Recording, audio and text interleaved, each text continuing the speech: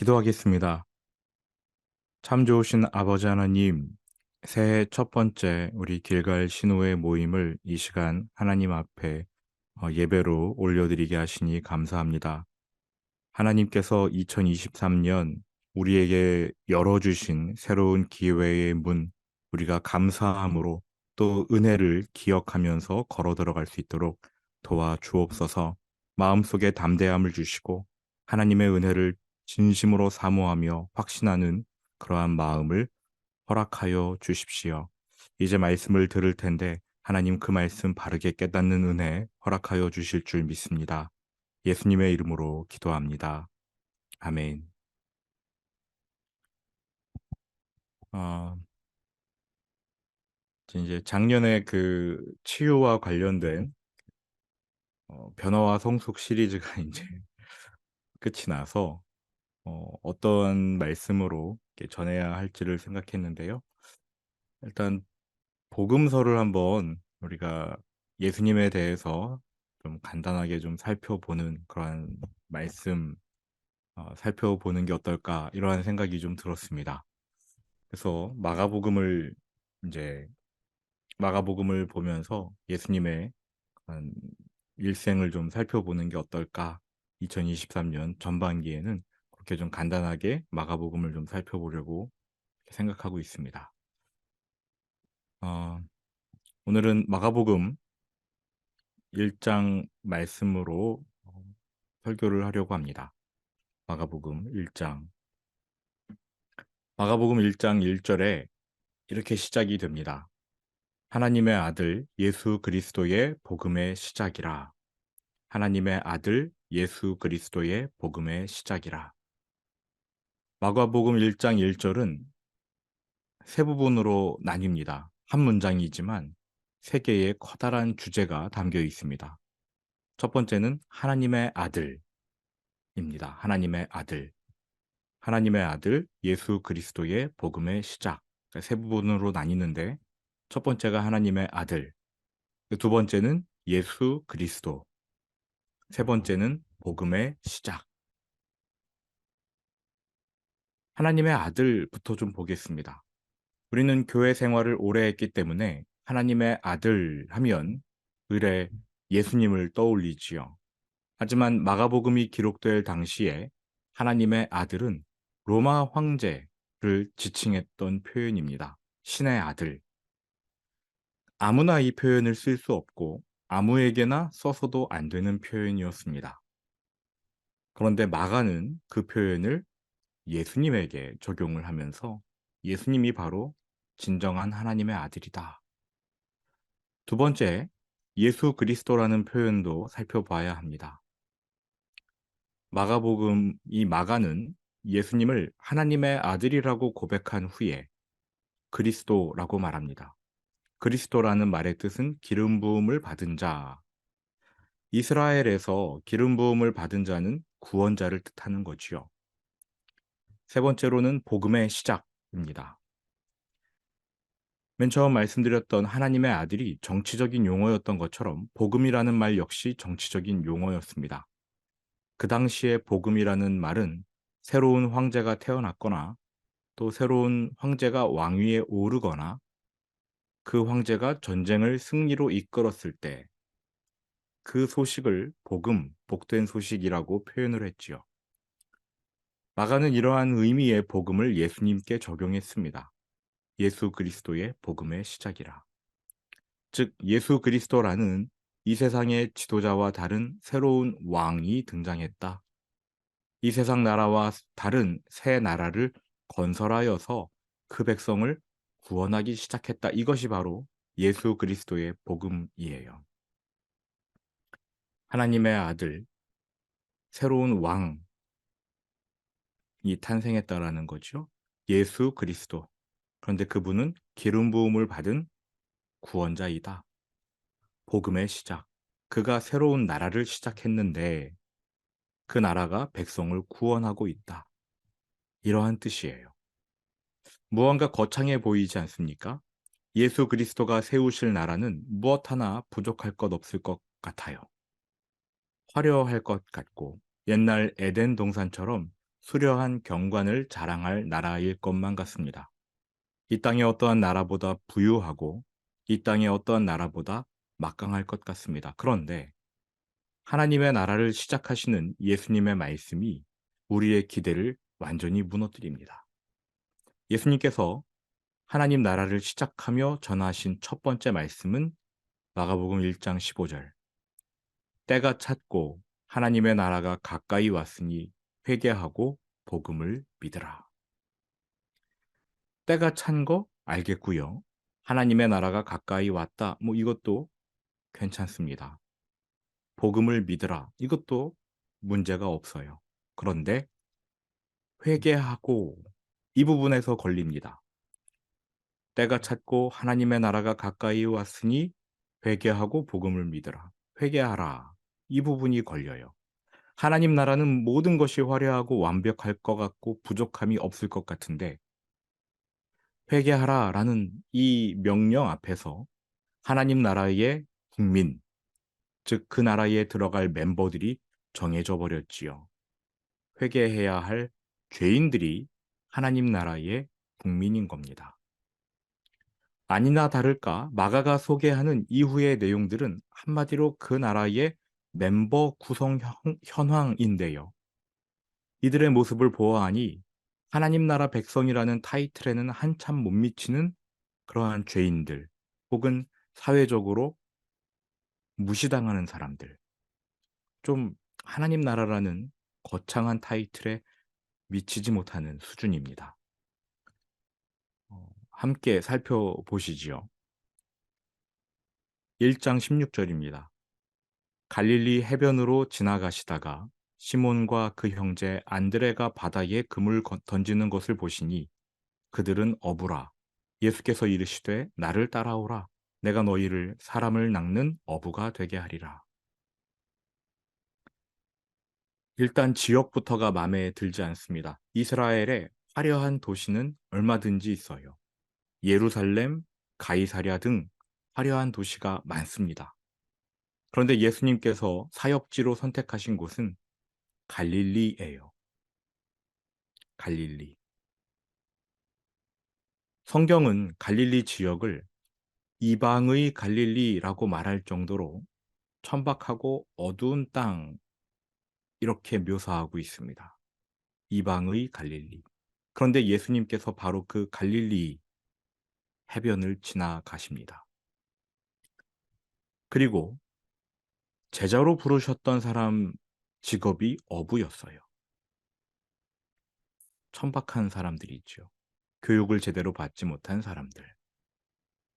이들이 하나님 나라의 첫 번째 멤버였습니다. 시작부터가 우리의 기대를 무너뜨리는 거지요. 이후에 일어나는 일도 별반 다르지 않습니다.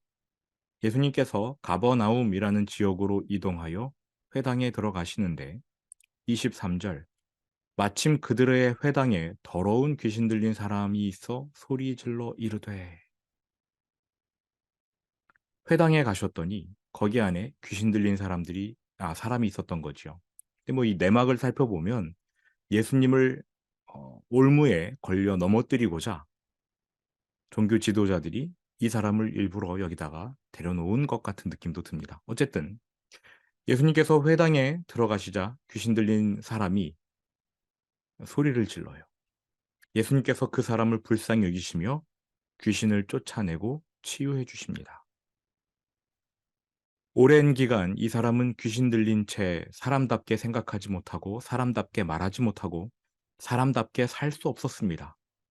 그러한 그에게 예수님이 하나님의 형상, 그 형상을 회복시켜 주신 것이지요. 이 안식일에 이 사람은 예수님을 만나서 처음으로 진정한 안식을 맛봅니다. 하나님 나라에 들어간 것이지요. 그런데 이 사람의 하나님 나라 두 번째 멤버로 발탁되었는데 마가에 의하면 하나님 나라라는 이 화려한 타이틀에 걸맞는 사람이겠습니까? 회당에서 나오신 예수님이 이번에는 베드로의 집에 들어가십니다. 마침 베드로의 장모가 열병으로 앓아 누워 있었어요. 얼마나 오래 누워 있었는지는 모릅니다. 간단한 열병인지 아니면 오랜 기간 열병으로 고생했었는지 우리는 잘 모릅니다. 그런데 상당 시간 이 열병으로 고생했던 것 같은 대목이 나옵니다. 30절이요. 1장 30절. 시몬의 장모가 열병으로 누워 있는지라 사람들이 곧 그 여자에 대하여 예수께 여짜온대. 사람들이 이 여자에 대해서 예수님께 무언가를 물었대요. 여쭈어 봤대요. 아마 이 여인의 질병의 원인이 무엇인지에 대해서 예수님께 여쭈었을 것 같습니다. 당시 사람들은 질병과 죄를 연결지어서 생각하곤 했거든요. 그러므로 베드로의 장모가 어떠한 죄를 지어서 이처럼 심한 열병에 걸렸는지 그걸 궁금해 했던 것 같습니다. 레위기 26장 15절 16절에 이러한 구절이 나오거든요. 제가 읽어 드릴게요. 내 규례를 멸시하며 마음에 내 법도를 싫어하여 내 모든 계명을 준행하지 아니하며 내 언약을 배반할진대 내가 이같이 너희에게 행하리니 곧 내가 너희에게 놀라운 재앙을 내려 폐병과 열병으로 눈이 어둡고 생명이 쇠약하게 할 것이요.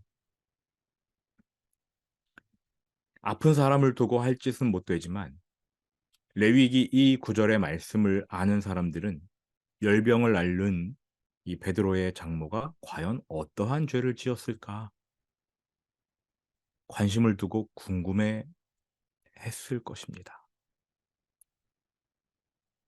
예수님의 제자들도요, 그 앞을 못 보는 맹인을 앞에 두고 이것이 이 사람의 죄 때문입니까? 아니면 그 부모의 죄 때문입니까? 라며 함부로 떠들어대지 않았습니까? 이게 그 당시 사람들의 관심사여서 그랬어요.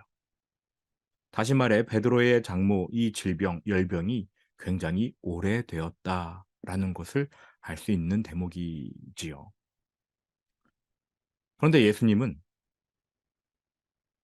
사람들이 뭐라고 말하든 또 이 여인이 어떠한 죄를 지었는지 이런 거 별로 신경 쓰지 않고 그냥 이렇게 말씀하십니다. 말씀보다는 행동을 하시죠. 31절. 나아가사 그 손을 잡아 일으키시니 열병이 떠나고 여자가 그들에게 수종드니라. 손을 잡아서 일으켜 주셨어요. 굳이 예수님께서 손을 잡지 않으셔도 됩니다. 많은 사람들이 보고 있는데 그 사람들이 이 여인을 죄인이라고 생각하고 있는데 그냥 말씀 한마디로 일어나라 하셔도 될 텐데 예수님은 굳이 그녀에게 손을 내밀어 잡아주시고 일으켜 세우십니다. 베드로의 장모는 예수님을 만나 질병의 권세로부터 해방되었습니다. 그리고 그 안식일에 온전한 안식을 얻은 거지요. 이후 이 여인은 예수님과 하나님 나라의 멤버들에게 수종을 듭니다. 이 여인도 하나님 나라의 멤버가 된 것이지요.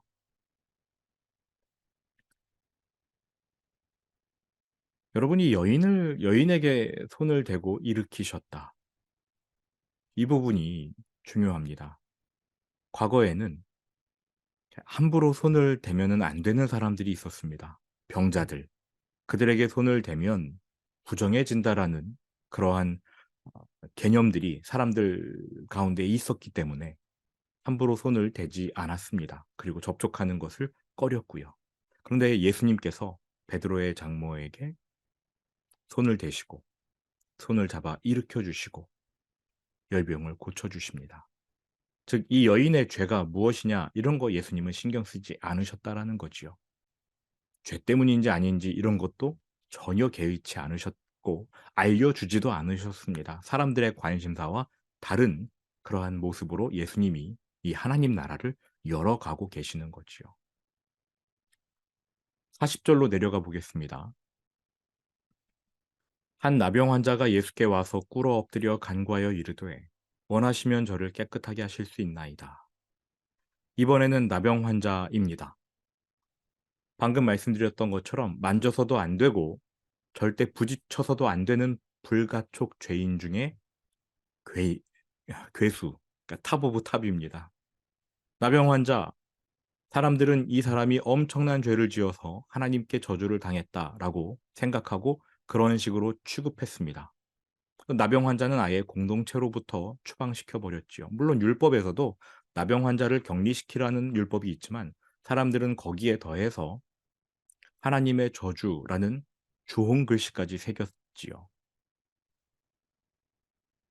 나병 환자가 다른 지역에 갈 일이 생겨서 길을 갈 때에 만일 저 앞에 어떠한 사람이 다가오는 것을 본다. 그럼 이 나병 환자는 입을 가리고 큰 소리로 "나는 부정하다. 나는 부정하다." 이렇게 외쳐야 했습니다.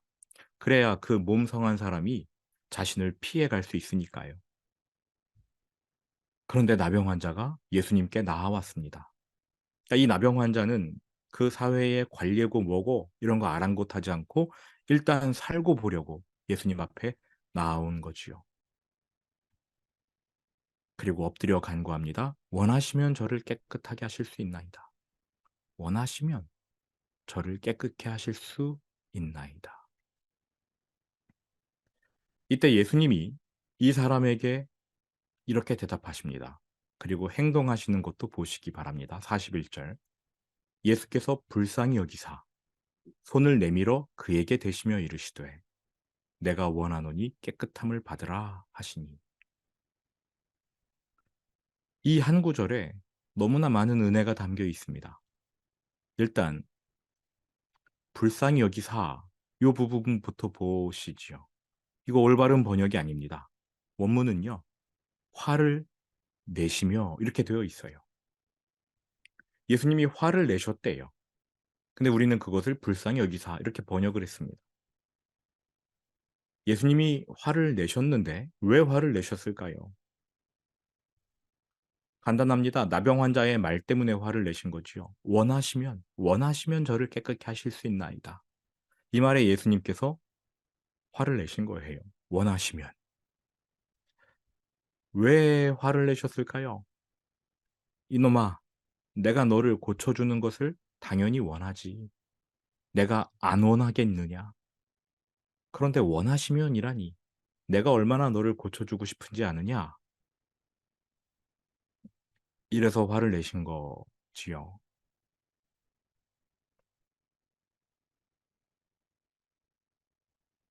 예수님의 공생의 사역 중에 음 치유해 달라고 찾아온 사람에게 화를 내신 적이 또 있습니다. 자기 아들 고쳐 달라고 한 아버지가 찾아와서는 예수님께 "예수님 할 수 있거든. 할 수 있거든. 뭐라도 좀 해 주십시오." 근데 예수님이 화를 내시지요. "할 수 있거든이 무슨 말이냐." 나병 환자에게도 마찬가지입니다. "원하시면이라니." "네 당연히 원하지." 이 나병 환자는 깜짝 놀랐어요. 정중하게 원하시면이라고, 그러니까 예수님께 피해를 끼치고 싶지 않아서 원하시면 이렇게 정중히 말했는데 예수님께서는 마치 "너 왜 이제 왔어? 내가 너를 얼마나 기다렸는데." 반기시고 오히려 역정을 내십니다. 예수께서 불쌍히 여기사 혹은 예수께서 역정을 내시사 손을 내밀어 그에게 대시며 이르시되, 손을 대면 안 되는 나병 환자에게 또 손을 대시네요. 접촉을 통해서 나병 환자의 더러움을 자기에게로 끌어오시고 예수님의 깨끗함, 정결함을 나병 환자에게 전가하시며 치유를 허락하신 거지요. "내가 원하노니 깨끗함을 받아라. 내가 원한다. 내가 원한다. 너 깨끗함을 받아라." 42절 곧 나병이 그 사람에게서 떠나고 깨끗하여진지라. 그리고 44절을 보십시오. 이르시되 삼가 아무에게 아무 말도 하지 말고 가서 내 몸을 제사장에게 보이고 내가 깨끗하게 되었으니 모세가 명한 것을 드려 그들에게 입증하라 하셨더라.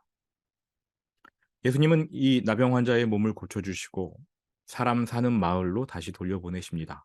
신체의 치유, 그리고 감정의 치유, 사회적인 치유뿐만 아니라 영적인 치유까지 하나님께서 하나님의 형상을 이 사람에게 회복시켜 주시는 거지요.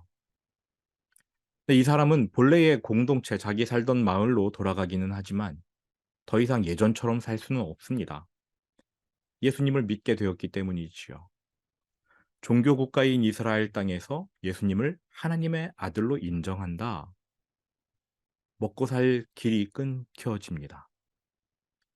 이러한 사실을 아신 예수님이 이 일을 아무에게도 알리지 말라 하셨는데 45절 그러나 그 사람이 나가서 이 일을 많이 전파하여 널리 퍼지게 하니 그러므로 예수께서 다시는 드러나게 동네에 들어가지 못하시고 오직 바깥 한적한 곳에 계셨으나 사방에서 사람들이 그에게로 나아오더라. 이 나병 환자가 함구할 수가 없지요. 자신에게 일어난 이 놀라운 은혜를, 놀라운 간증을 전할 수밖에 없지 않겠습니까? 하나님 나라의 백성이 된 거예요.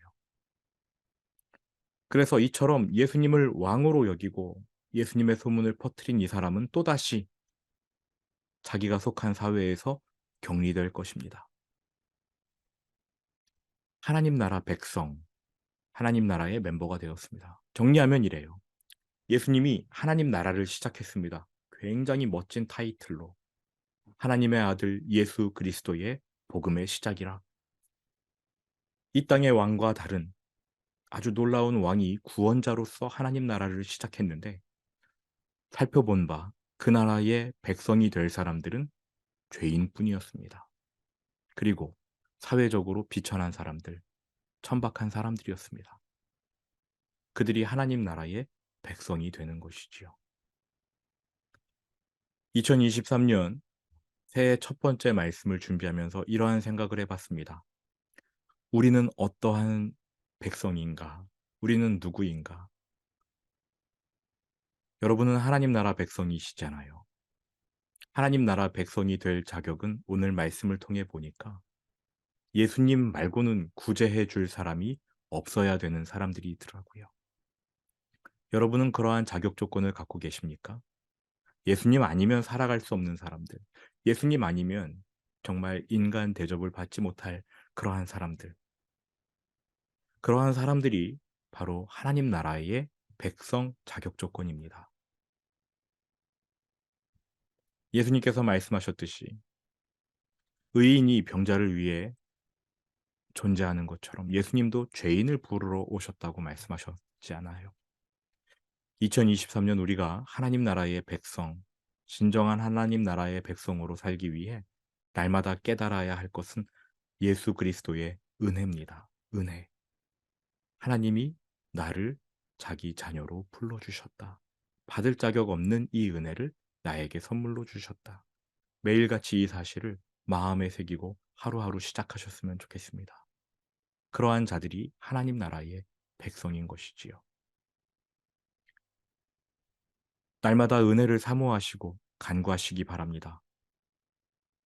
오늘 하루 그냥 내 힘으로 살아야지.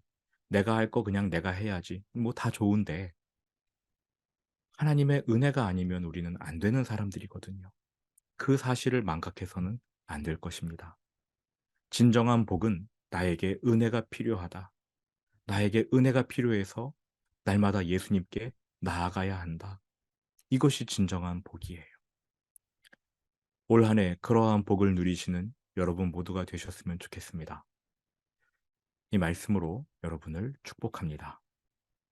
먼저 성 대표님 질문 사사기 20장 내용이요. 어, 하나님께서 유다 지파가 먼저 올라가서 베냐민 그 기브아 사람들을 치라 이렇게 말씀하셨는데 패배하거든요. 그리고 한 번 더 하나님께서 올라가라 하시는데 패배하나? 두 번째도 패배하지요.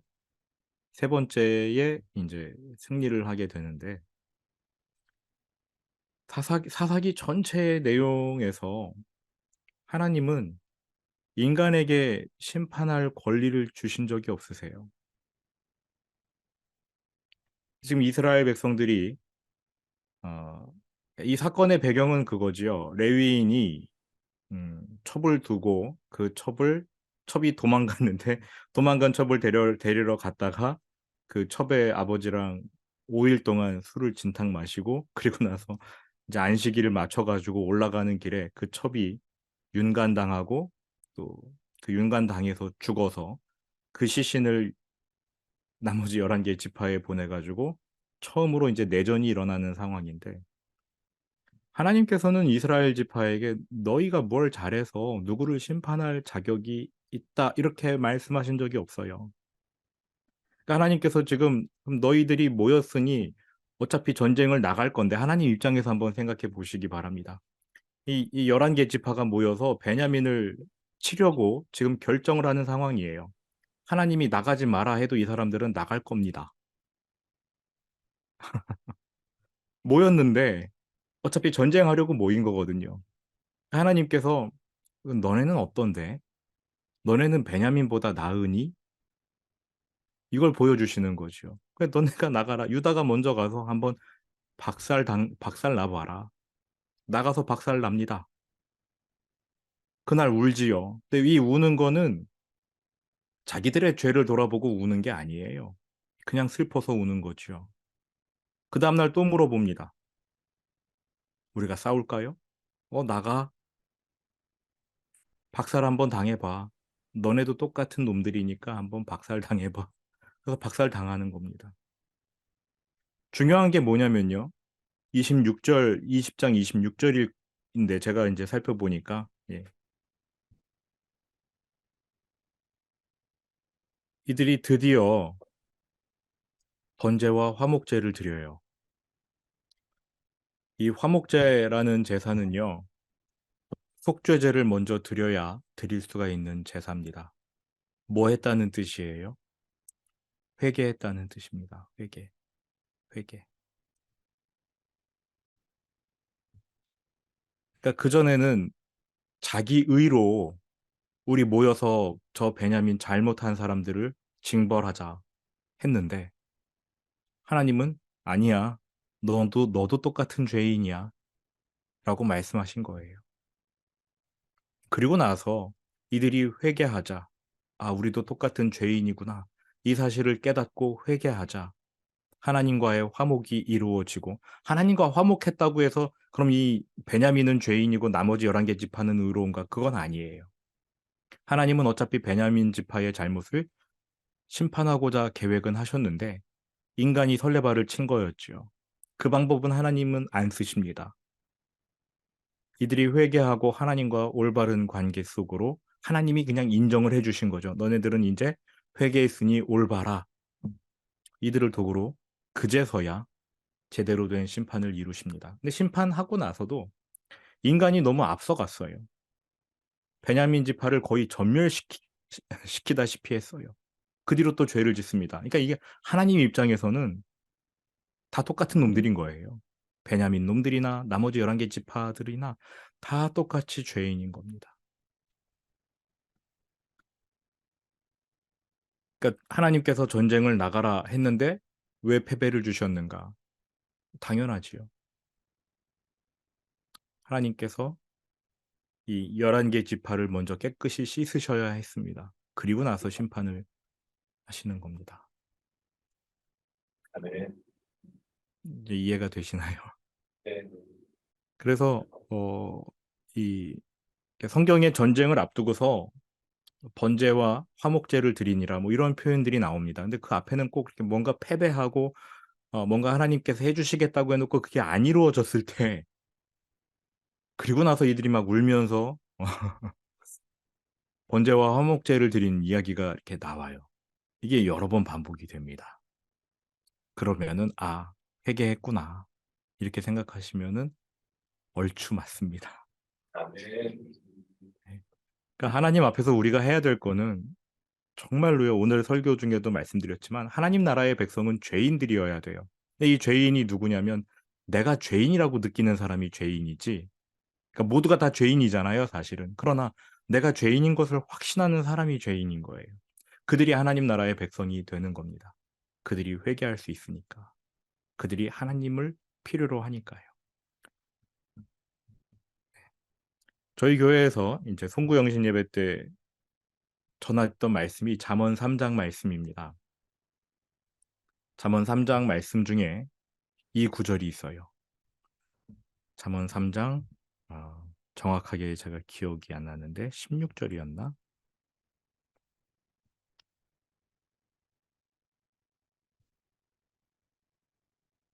찾아보겠습니다.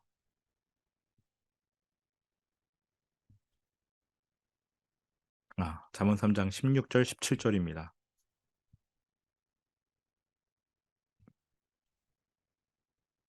그의 오른손에는 장수가 있고 그의 왼손에는 부귀가 있나니 그 길은 즐거운 길이요 그의 지름길은 다 평강이니라. 여기서 그는 당연히 지혜입니다. 지혜의 오른손에 장수가 있고 왼손에는 부귀가 있고 지혜의 길은 즐거운 길, 지혜의 지름길은 다 평강이니라. 장수, 건강을 말하는 거지요. 부귀, 물질, 그다음에 즐거운 길, 심리적인 평안입니다. 그래서 지혜의 길이 평강이라고 말하는데 여기서 평강, 샬롬이라는 말의 뜻은 어느 것 하나 부족하지 않은 상태를 뜻합니다. 지혜의 길은 모든 것이 완벽한 육체적으로 또 물질적으로 심리적으로 정신적으로 다 완벽한 그러한 상태. 그게 바로 지혜의 길이에요. 근데 지혜가 무엇이냐면 지혜는 하나님의 방법입니다. 하나님의 방법. 그래서 지혜가 의인화되어서 예수 그리스도로 나타난 하나님의 말씀, 하나님이 어떻게 행하고 어떻게 말씀하시는지를 보여준 게 바로 예수 그리스도 아닙니까? 지혜이시죠. 그럼 우리가 지혜의 길을 걷는다라는 거는 아까 이기영 이사님 말씀하신 것처럼 예수님이라면 어떻게 하실까? 하나님이라면 어떻게 하실까? 그거 생각하고 치밀하게 생각하고 치밀하게 말씀을 묵상해서 치밀하게 그 방법을 알아내고 그대로 따라가는 거. 그게 지혜거든요. 그렇게 지혜를 얻어서 따라가는 자들에게 하나님이 주시는 복이 건강과 물질과 평안이라는 겁니다. 송구영신 예배 때 저희 성도들에게 이 말씀을 전했어요. 진정한 복은 이거다. 어디 가서 소문내지 말고 여러분만 알고 있으라면서 지혜를 추구하라고 말씀드렸습니다. 복음서를 살펴보는 이유도 그거예요. 예수님은 어떻게 하시나? 예수님은 이러한 상황에서 어떻게 하실까?